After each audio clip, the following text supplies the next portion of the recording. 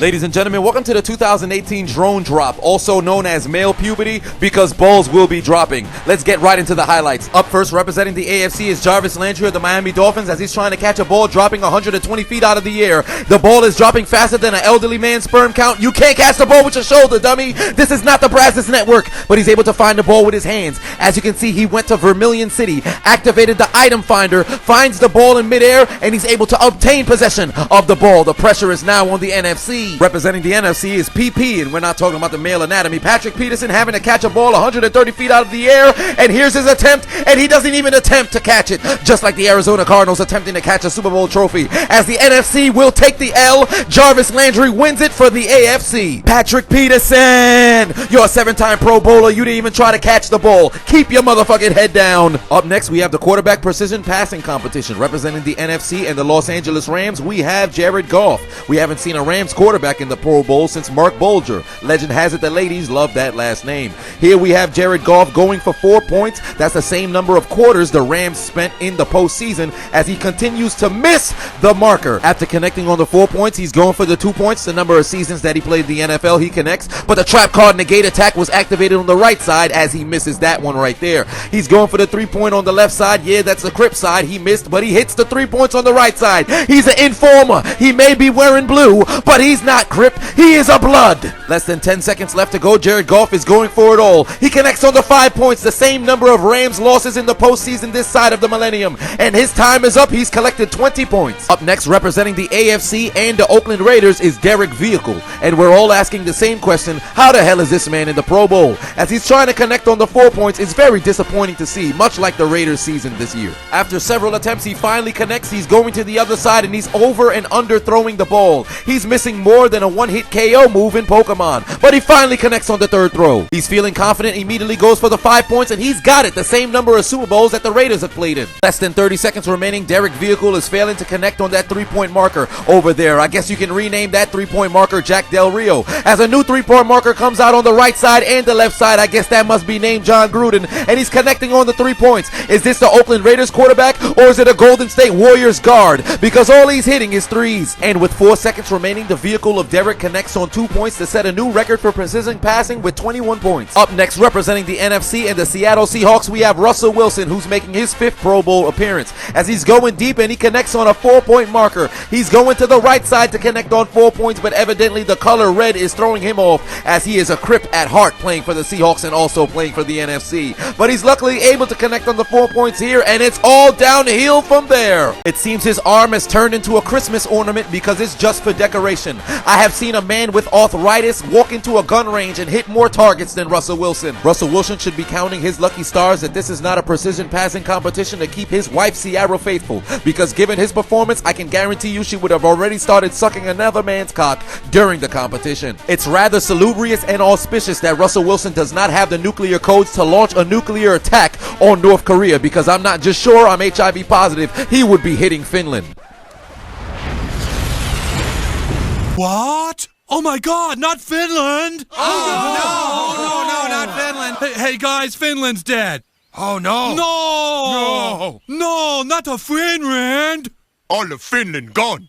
Yeah, somebody better break the news to Norway. They were really close. Wilson concludes with 8 points. Up next, representing the AFC and the Kansas City Chiefs, we have Alex Smith. Smith starts off pretty hot, hitting his first 2 targets, and it seems he's got himself a lead, you would say. From this point moving forward, it seems it's time to blow it. His accuracy is non-existent. In fact, it's the resemblance of Stevie Wonder taking on Helen Keller in a piñata hitting competition. Smith is now targeting the 3-point marker. In fact, 3 is the number of playoff wins that he's yet to achieve in his 12-year career. One has also got to wonder why Alex Smith is only targeting the red targets while he plays for Kansas City that wears red, and also the AFC that's also wearing red. Is Alex Smith a colorist? Is he suffering from colorism? Regardless of what he is, none of this will stop him from being kicked out of Kansas City as he loses his job to Patrick Mahomes. Smith has accumulated enough points to win it for the AFC, but one has got to wonder if this was a battle of checkdowns, would he have come in first place? Nonetheless, the AFC reigns supreme, but Derek Vehicle is the supreme winner of the precision passing competition. Up next, we have the great Gridiron Gauntlet competition. Up first, we have the AFC, where Jalen Ramsey of the Jacksonville Jaguars will be running a 40-yard dash connected to a parachute. He takes out very well like the Jacksonville Jaguars in the AFC Championship, but it doesn't finish as well, much like his team. Next, we have CJ Mosley of the Baltimore Ravens having some trouble picking up balls. He should have contacted a Kardashian. They would have helped him out with this technique. As he's finally able to get his hands on all of the balls, he tags his fellow AFC North rival, Geno Atkins. And he's pushing through those heavy bags the same way the Bengals have pushed through the playoffs over the last 28 years.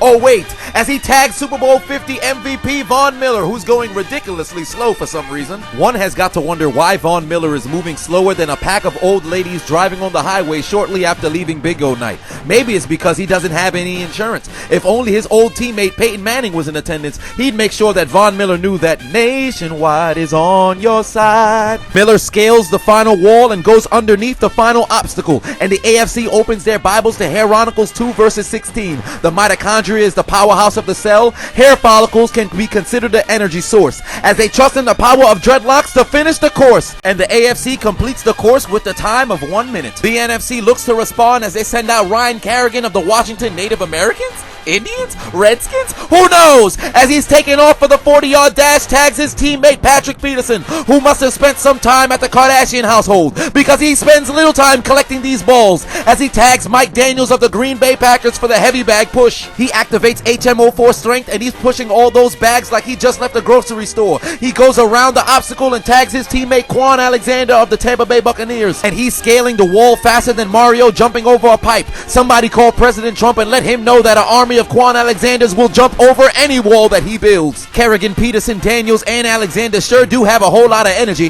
That's because none of their teams went to the playoffs. But I'll tell you a man who did go to the playoffs. As the NFC opens their Bibles to Revelation Dreadlocks 17 verses 22. If you mess with the police, they'll spray you with mace. Trust in the power of dreadlocks to win you the race, as Alvin Shinsuke Nakamura bursts through the shield to win it for the NFC with the time of 50 seconds. Up next, we have the best hands competition, no stickum included. You heard that, Jerry Rice? As we have the NFC being represented by Jared Goff and Davante Adams. As they have dreadlocks on their side, they're already at an advantage. One has got to wonder if Davante Adams is suffering from the Jordy Nelson syndrome, where you struggle catching the ball from anybody who's not named Aaron Rodgers. But it seems to be working in his favor here in the Pro Bowl. Rumor around the league is Jared Goff has spent some time with Davante Adams in science class because they have chemistry. And through the power of dreadlocks, Jared Goff and Davante Adams are able to set a decent time at 1 minute and 16 seconds. Up next, representing the AFC and the AFC West, we have Alex Smith of the Kansas City Chiefs and Keenan Allen representing the Los Angeles Chargers. Keenan Allen is building a relationship with the floor, and he's taking more balls to the face than an employee at Naughty America. Allen is struggling to complete the catch, just like the Chargers are struggling to get into the postseason. Oh, he's almost got it. Nope, just out of his reach like the Chargers season. At this point in the competition, Keenan Allen's hands have turned into ornaments because they're just for decoration. In fact, it looks as if he's participating in a firing squad, and he happens to be the target because he can't catch a single ball. Here we go with the diving attempt, and he dropped it. He's going to try once more, and he can't connect. Get the hell off the field, you bum. Up next, representing the NFC, we have Russell Wilson of the Seattle Seahawks and Michael Thomas representing the New Orleans Saints. Much like premature ejaculation, Thomas is off to a very fast start, or should I say finish. Nonetheless, he's catching everything that Russell Wilson is throwing his way. It seems they might have went to Staples prior to doing this competition because that was easy. Coming down the stretch, they complete every single pass to set a whopping 1 minute 2 second record. But here comes the AFC and Derek Vehicle with Jarvis Landry defending his best hands crown from the year prior, and he's catching every ball like a person with a weak immune system catches every single disease. Less than 30 seconds remaining in Jarvis Landry's quest to defend his crown as the best hands at the Pro Bowl. It's coming down to the wire. He makes 2 catches for the diving catch, and oh, he dropped it. Get up, dummy, you can still win. No, it seems the NFC will be winning this competition. Up next, we have the kick-tack-toe competition between Graham Gano of the Carolina Panthers and Chris Boswell of the Pittsburgh Steelers. First up, we have Chris Boswell kicking from 45 yards, and much like the Pittsburgh Steelers' hopes of going to the Super Bowl, he doesn't make it. Up next, Graham Gano is kicking from the same distance of 45 yards. It's through the uprights of the top right, and it's gonna be good for the NFC. However, much to his chagrin, much like another kicker who played in Florida, he's gonna be missing it to the left. The Wizard of Boz looking to respond. He kicks the ball from 35 yards through the right upright in the middle, and it's good. Back comes Graham Gano, and he kicks it through the bottom left to take residency of that square. But Boswell's toe is efficient as he kicks it through the middle square to make this a competition. Gano sends out Snorlax, use block. and he kicks it through the middle left square. Evidently, Chris Boswell has stopped driving manual cars because he left them in 2017 because he's not clutch no more. As Graham Gano kicks it through the top left to win the kick-tack-toe competition. Boswell! What the hell? Put your motherfucking head down. Hey, Boswell, where'd you get that red shirt? Some guy in Florida who was wearing a red jersey, he said red shirts actually give kickers power. No, don't tell me it was. Nick Folk, you goddamn bum. I have a better chance growing ovaries than seeing you make a kick. Put your motherfucking head back down. You don't get to watch anything from the Pro Bowl. After jumping out to a 1-0 lead, the NFC have won the last 3 competitions. It's come down to Dodgeball. As the NFC have a 3-1 lead, will they blow it like the Atlanta Falcons that plays in the NFC? Find out on the next episode of Dragon Ball Z. Or you can find out right now because we're jumping right into the highlight. Immediately, Alex Smith is eliminated. Fitting, he does play for the Kansas City Chiefs. After 1 minute of throwing a variety of balls, it seems 8 other individuals have been eliminated. The NFC remains with 6 and the AFC with 5. Another 90 seconds has elapsed as both the NFC and AFC graduated from Kevin Spacey University, as 6 individuals have been eliminated by involuntarily touching balls.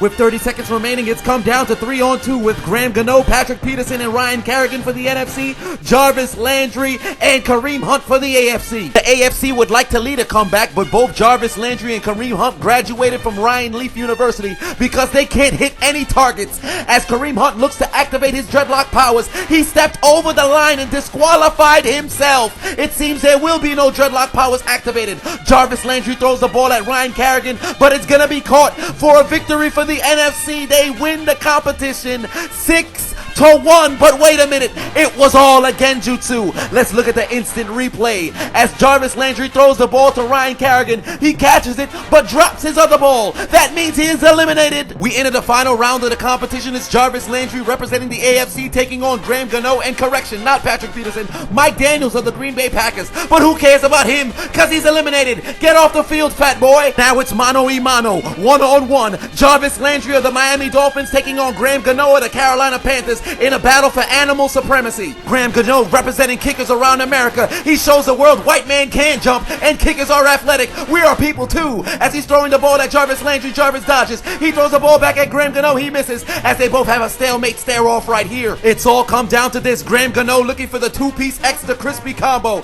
as he's gonna step up with 2 balls. He rolls one to try to distract Landry, throws the second, but it's gonna be caught by the wide receiver, and the AFC's come back from behind and they win the complete skills competition 4-3. The NFC blows a 3-1 lead and the AFC reigns supreme. The only reason why you won is because we didn't have them boys. If we had Deke, if we had Dak, if we had Dez, we would have been throwing up the X. But it don't matter because we still the NFC. We gonna win the Pro Bowl tomorrow. But on this day, the AFC works for the Nickelodeon Network because they are victorious. So what, son?